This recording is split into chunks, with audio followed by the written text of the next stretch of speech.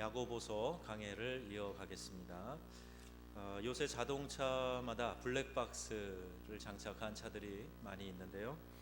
차 안에 여러분과 가장 가까운 사람과 나눈 대화가 그 블랙박스에 담겨 있어요. 근데 그 대화가 다른 사람들에게 공개된다면 혹시 민망할 일은 생기지 않을까? 나의 대적이 거기에 녹음되어 있는 말을 사용한다면 어떻게 될까? 참으로 우리가 조심해야 되지 않는가 생각이 듭니다. 우리 지난 주일날도 말씀을 드렸는데 우리가 한 말이 그냥 사라져 버리는 게 아니라 과학적으로도 복원 가능하다, 이런 말씀을 드렸는데요. 저장 장치인 녹음기에 녹음되어 있는 우리의 말이 낱낱이 들려진다면 민망하지 않겠나? 낱말은 새가 듣고 반말은 쥐가 듣는다 그랬어요. 그래서 여러분 어떠세요? 블랙박스에 있는 거 지금 다 갖고 오셔가지고 한번 여기서 틀어본다면 괜찮으실지 모르겠습니다. 그래서 이 두 경우 모두 우리가 이렇게 또 혀의 파괴력에 대한 얘기가 있는데, 지난 시간에 이 혀가 작은 지체인데 큰 힘을 가지고 있다 하는 것을 두 가지로 설명을 했어요.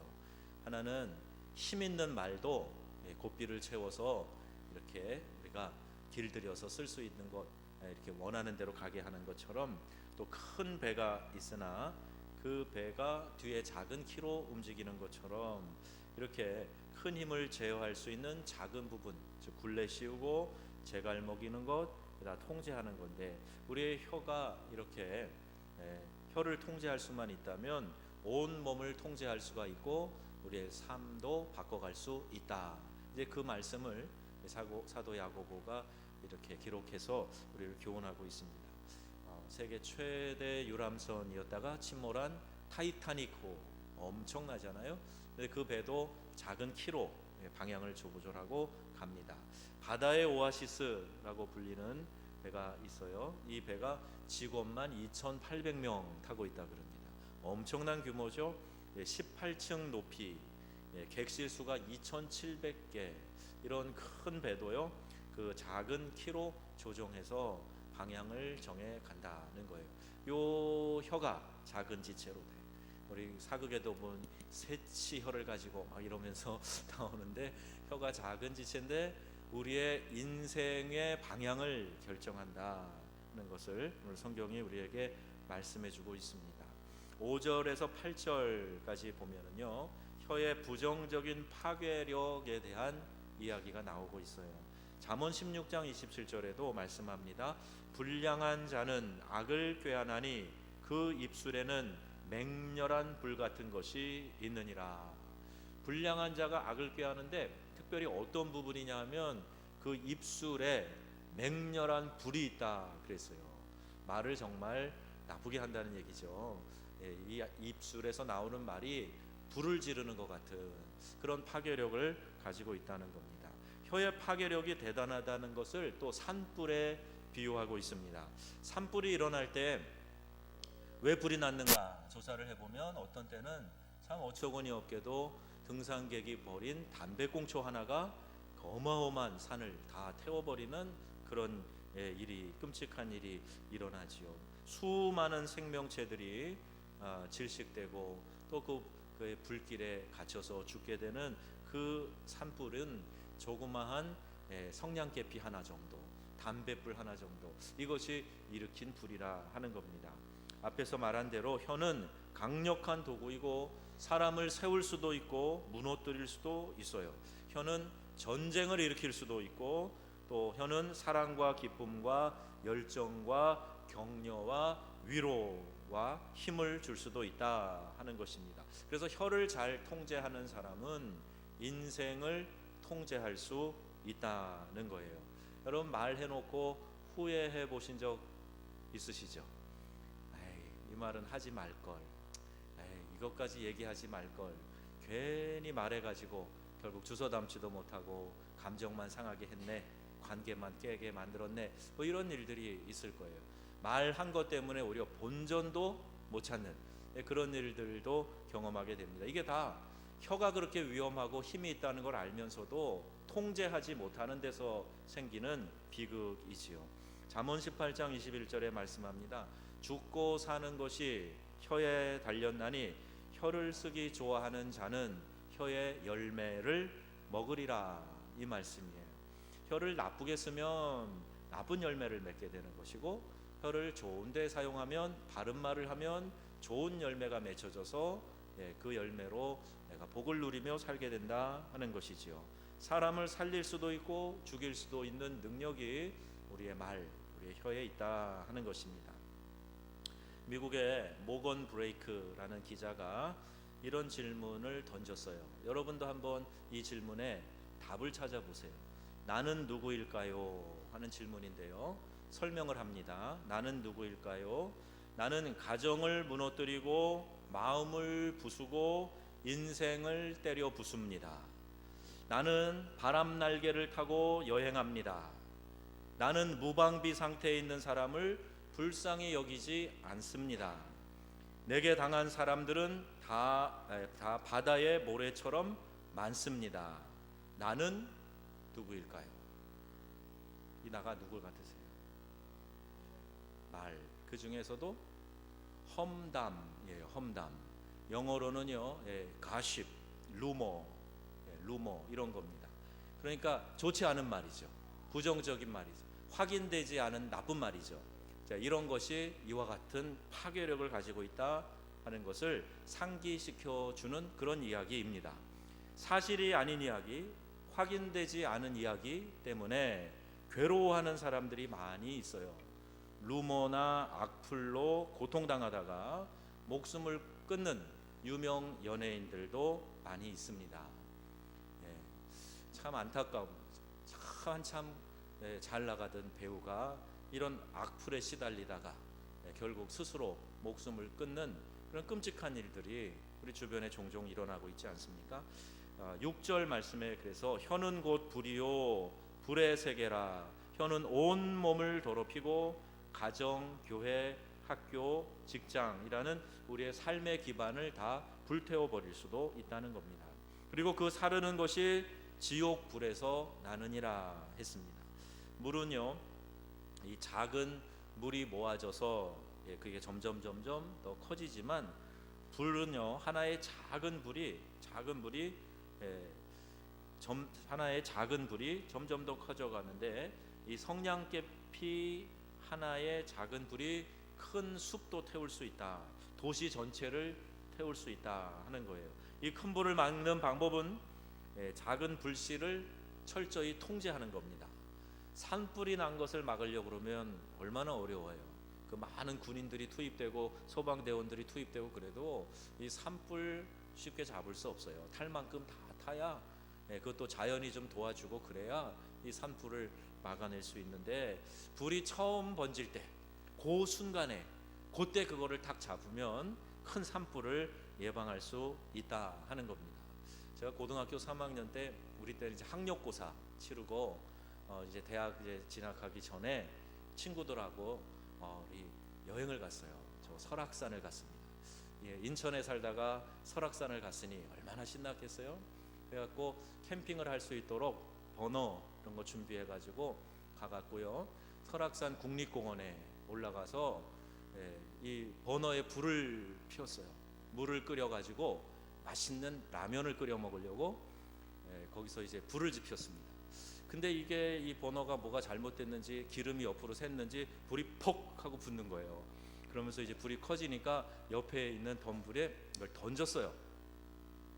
덤불에 겨울에 던졌으니 어떻게 되겠어요? 불이 붙잖아요. 큰일 났잖아요. 불 꺼야지!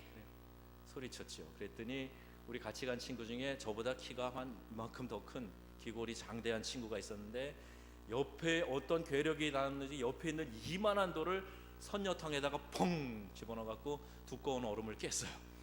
그리고 가갖고 코펠로 물을 갖다가 해갖고 막 끼얹어가지고 불을 잡았습니다. 그럼 제가 고3 때 신문에 날 뻔했어요. 국립공원을 불태우다, 고3 학생들이. 근데 불을 잡았어요. 다행히 번져가기 전에 이렇게 붙어 있을 때 불을 꺼가지고 국립공원 산불을 막아냈지 않았습니까? 빨리 진화시키면 괜찮아요.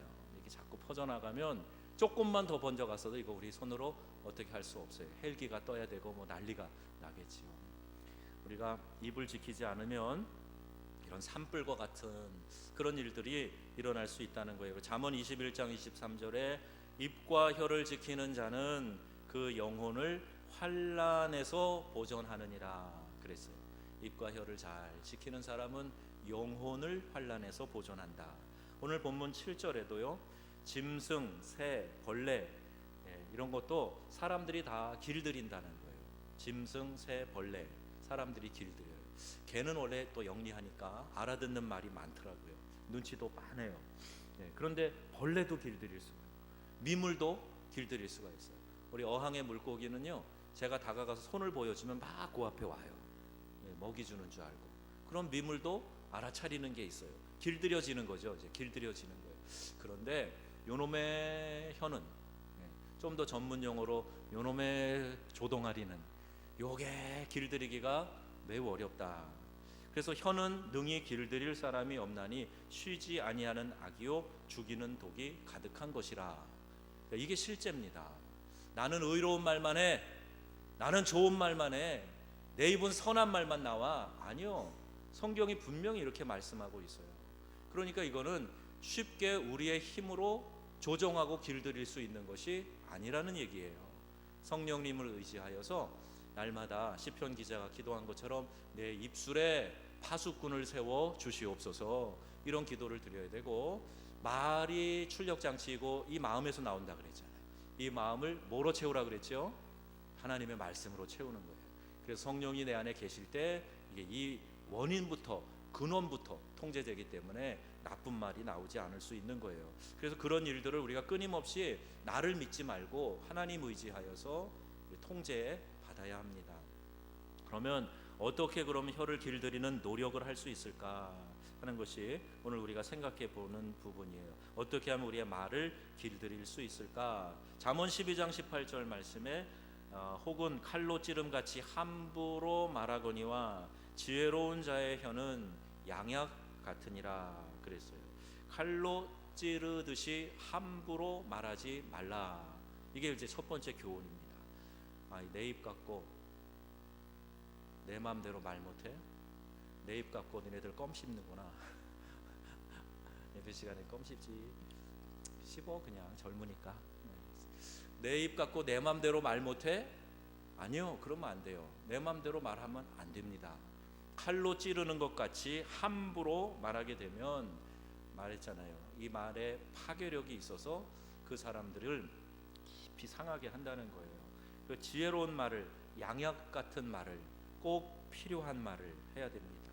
또 거짓말을 하는 사람 오래가지 못합니다. 잠언 19장 9절 거짓 증인은 벌을 면하지 못할 것이요 거짓말을 뱉는 자는 망할 것이니라 그랬어요. 여러분, 이 거짓말을 하다 보면 점점 더 많은 거짓말을 해야 되죠. 내가 한 거짓말을, 그것을 정당화하기 위해서, 거짓말이 아닌 것처럼 꾸미기 위해서 또 다른 거짓말을 해야 되는 거예요. 그러면요, 인생이 참 황폐해집니다. 그러다가요, 이상한 정신병 같은 그런 증상을 보이는 사람이 있어요. 저도 그런 사람을 만났어요.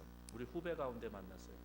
프랑스에 있는 동안에 사람 벌써 여러 번 문제를 일으켰어요. 뭐 서울의 유명한 고등학교 출신이라고 그랬어요. 그런데 나중에 그 동문들이 알아보니까 아니에요. 또 그리고 나중에 거기에서는 프랑스의 유명한 대학에서 박사학위를 받았다고 뻥을 쳤어요. 그런데 나중에 확인된 결과 그게 거짓말이었어요. 새빨간 거짓말. 그런데 자기는 공부를 하지도 않았는데 거기 공부했다 그러고 학위를 받았다 그러고 어디 나왔다 그러고 이렇게 그 환상 속에 들어가 사는 거예요. 진짜 그런 줄 알아요. 자기가 거짓말을 하다가 그것이 자기에게 병이 되어가지고 자기가 그런 삶을 사는 것으로 환상 속에, 착각 속에 사는 그런 증세에 빠진 사람을 봤어요. 심각한 일입니다. 심각한 일. 우리가 거짓말을 하기 시작하면 이렇게 어려운 문제가 생길 수 있다 하는 것 알아야 됩니다. 자녀에게 하는 말도 듣기 좋은 말, 격려가 되는 말 해야 돼요. 가까운 사이라 그래서 말을 함부로 막 해서는 안 됩니다. 평생 상처를 가지고 살아갈 수 있어요. 자녀들이 부모에게 큰 상처를 받는 걸 아셔야 됩니다. 내 자녀라고 내가 마음대로 거르지 않고 말을 쏟아내고 하게 될 때 우리 아이들 상처받아요. 사랑하는 자식에게 이 빌어먹을 자식아, 도대체 이런 말이 어디 있습니까? 너 누구 닮아서 그러냐? 아이고 내가 못 살아 이런 얘기 많이 들어보신 것 같지 않으세요? 너 누구 닮아서 그러냐? 닮긴 누구 닮아요? 부모님 중에 하나 닮았겠지요. 너 누구 닮아서 그래? 누구 닮아서 그래? 그러면서 아이를 기죽이고 들으면 상처받을 말을 하는. 그래서 요새는요 심리치료하고 하는 데서 또 집단 상담하는 데서 너 왜 그랬어? 이렇게 말하는 것보다는 무엇이 문제였니? 이렇게 물어본대요. 왜 그랬어? 그럼 벌써 질책의 뜻이 있잖아요. 그런데 뭐가 문제였어? 이렇게 물어보면 똑같은 답을 하는데 말하는 자세가 달라지는 거죠. 그죠? 똑같은 답을 내가 궁금해서 물어도 말하는 방식에 따라서 상대방이 듣는 입장이 틀려진다 하는 거예요. 다른 사람을 험담하고 또 그것을 전하고 이렇게 해서는 안 됩니다. 그래서 우리 속담과 격언에도 언어 생활의 지혜가 되는 말들이 많이 있어요. 들으면 병이고 모르면 약이다 이런 말도 있어요. 말 많은 집은 장맛도 쓰다 이런 말도 있어요. 가는 말이 고와야 오는 말이 곱다. 이런 말이 있어요. 발 없는 말이 천리 간다. 우리 어르신들이 지혜롭게 우리 조상들이 살다 보니까 지혜가 생기니까 이런 속담을 만들어낸 거예요. 새겨 들으면 혀를 길들이는 지혜, 이것을 얻게 되는 것이죠.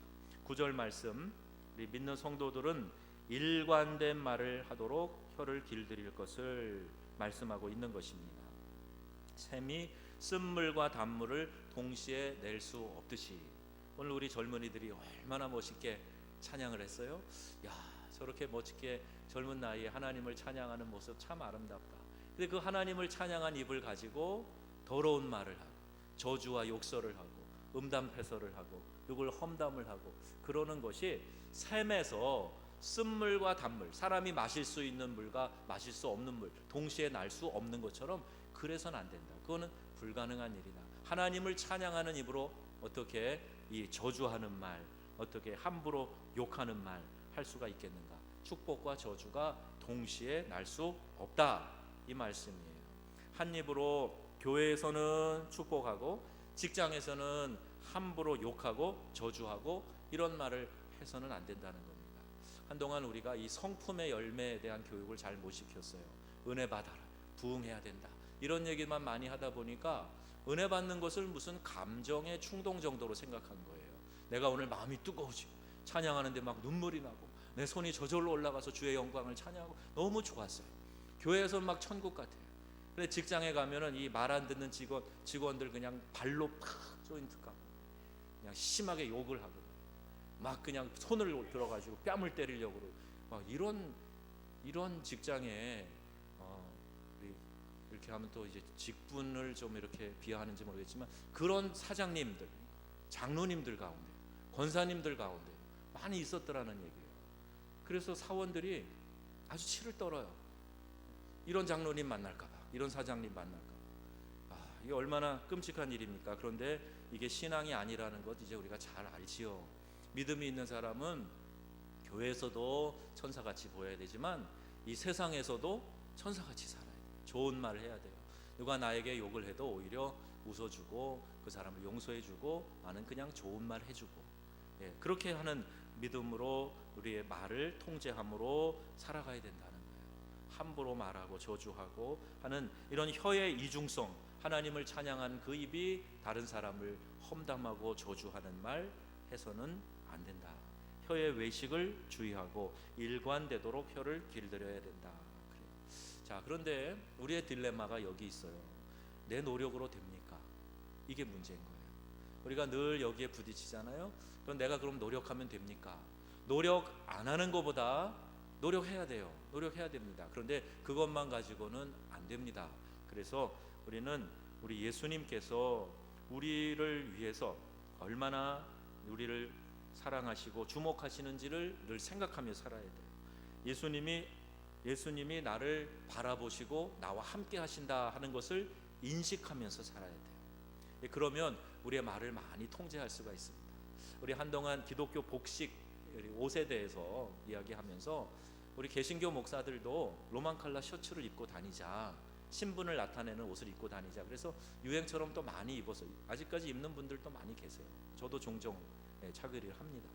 그런데 이렇게 로만 컬러 셔츠를 입고 내 신분을 드러낼 수 있는 옷을 입고 있으면요, 요새는 뭐 썬팅을 진하게 해갖고 잘 보이지도 않지만 전에 그렇게 입고 다니면 운전할 때 항상 약간은 미소를 띠고 신호대기 할 때 옆에 누구를 봐도 뭐 이렇게 인사도 하고 그랬어요. 누가 확 끼어 들어와도 옛날 같으면 깜짝 놀래가지고 이렇게 하다가 내가 입은 옷이 이거구나, 그러면 조심했어요. 그래서 우리가 낮에와 같이 단정히 행하고, 또 뭐라고 말씀해요? 예수 그리스도로 옷 입고 그리고 살아가라는 거예요. 그러면 통제가 되는 겁니다. 또 여러분, 옷은 그렇다 해도 내 마음에 예수님이 계셔, 나를 지켜보고 계셔, 이 의식을 가지고 살아가는 사람은요, 우리의 말을 많이 통제할 수 있다는 거예요. 날 위해 십자가에서 죽으시고 날 위해 부활하셨고 내게 성령을 보내주셨고 기도해 주시는 그분이 내 안에 계시는데, 내가 날마다 그분을 인식하고 살아가는데 어떻게 함부로, 그분이 들으시는데 함부로 욕설하고 험담하고 저주하고 그렇게 살아갈 수 있겠느냐는 겁니다. 우리가 순간순간마다 이 예수님을 닮아서 우리가 온유하고 겸손하고 사랑이 넘치고 희망이 넘치고 그 주님의 마음으로 살아가기를 우리 주 예수님의 이름으로 축원합니다. 예수님이 나와 함께 하신다는 의식 가운데 살아가면 많이 통제할 수가 있어요. 난 성격이 그래서, 아니요, 성격도 통제할 수 있습니다. 나는 원래 내가 욕쟁이에요. 원래 욕이 입에 붙어 있어요. 그래도 그 입도 제단 숯불로 정결케 되고 우리 주님이 그 입술을 지켜주실 수 있다 하는 거예요. 여러분 믿으시기를 바랍니다. 그리고 우리 크리스찬의 언어 생활은 좀 많이 바뀌어져야 돼요. 그리고 신앙인은요, 주님과 동행하며 그분의 말씀으로 우리의 심령을 채워야 됩니다. 한 가지 이야기만 드리고 마치려고 그래요. 어느 성경 말씀 하나가 나에게 꽂혀서 내 인생이 이렇게 확 변화되었다는 간증을 우리가 종종 들어요. 그 중에 한 간증인데요, 이 말씀 때문에 그 심령에 꽂혀 인생이 바뀐 한 사람 이야기입니다. 굉장히 이 성격이 포악했던 사람이에요. 그 다음에 어렸을 때는 이 머리가 늦게 깼는가, 공부도 참 못했어요. 지지나의 수준이었어요. 그의 이름이 소년 벤 카슨이라고 하는 사람이었습니다. 근데 반꼴찌 성적표를 갖고 와가지고 어머니가 이제 통제에 들어간 거예요. TV 보는 시간도 내가 통제한다. TV도 잘 보지 않게 그렇게 하고 일주일에 책을 2권씩 꼭 읽도록 시켰어요. 그리고 책 이야기도 하게 했어요. 그러다 보니까 이 성적이 올라가는 거예요. 성적이. 여러분도 한번, 이거는 정말 관련이 있어요. 아이들이 핸드폰을 오래 들여다보고 TV 오래 보고 있고 그러면서 영성이 자라고 성적이 올라갈 거는 절대 기대하지 마세요. 책을 읽어야 되고 생각을 하게 해줘야 되는데, 이제 이 엄마는 지혜로운 거죠. 그렇게 했어요. 그러니까 성적은 올라갔는데 이 포악한 성격이 잘 고쳐지지 않는 거예요. 포악한 성격이 잘 고쳐지지 않는 거예요. 어머니한테도 가끔 막 불같이 화를 낼 때가 있고요. 약간 이 심리적인 질병이죠. 이것도 이 화가 통제가 안 되는, 조절 장치가 약해져 있는 거예요. 그러고 나서 또 14살 사춘기 되었는데 그 친구가 같이 라디오 채널을 듣고 있다가 채널을 자기 마음대로 돌려버렸어요. 그러니까 이 벤 카슨이 화를 불같이 내면서 이 친구가 거의 막 죽을 만큼 때려버린 거예요. 이러니까 이거는 이 분노 조절 장치에 큰 문제가 있는 그런 친구 아니었습니까?